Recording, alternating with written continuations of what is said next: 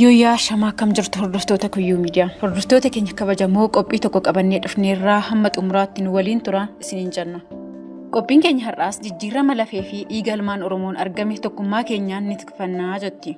Biyyi koo bara koo fi anaan hin ijaaramtu yoo ta'e bara eenyuu fi eenyuun ijaaramti jechuun waggaa 50 dura dhaadannoo kanaan daandii jijjiiramaa kan eegalan biyyoota addunyaa keessaa Kooriyaan Kibbaa ishee tokko turte.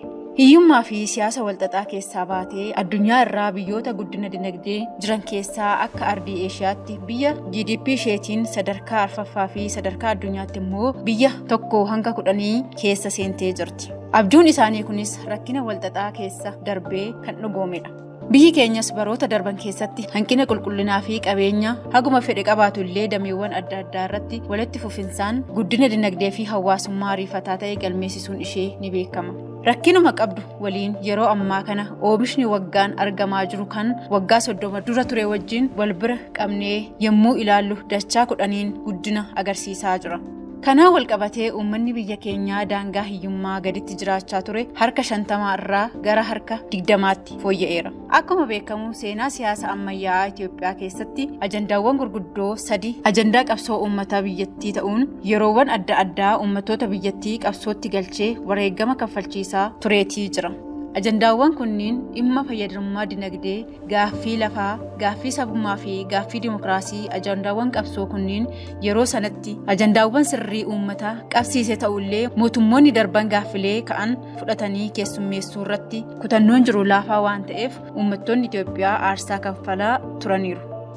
Kanas ilaalchisee jijjiiramni bu'uura gaaffilee gurguddoo biyya kanaa fi keessumaayyuu kan uummata Oromoo yeroo gara yerootti gaafachaa turedha. Tokkummaa biyyaa fi mirga kan biroo hin tuqiniin karaa seera qabeessaa fi dimokiraatawaa deebi'aa jiraachuun isaa ni beekama. Wantoonni qabatamaanis argamaa jiru. Jijjiirama dhufe irraa kan ka'e milkaa'inoota argannee fi gufuuwwan gurguddoo keessa darbinee fi keessa darbaa jirrus baay'eetu jiru. Tooftaalee ce'umsaa tarsiimoo qabuun gaggeeffamaatii as kan gahe boris deeggarsaa fi tumsa hawaasaa fi hayyoota keenyaan galma yaaddamee gahuu akka danda'uuf hojjetamaa jira.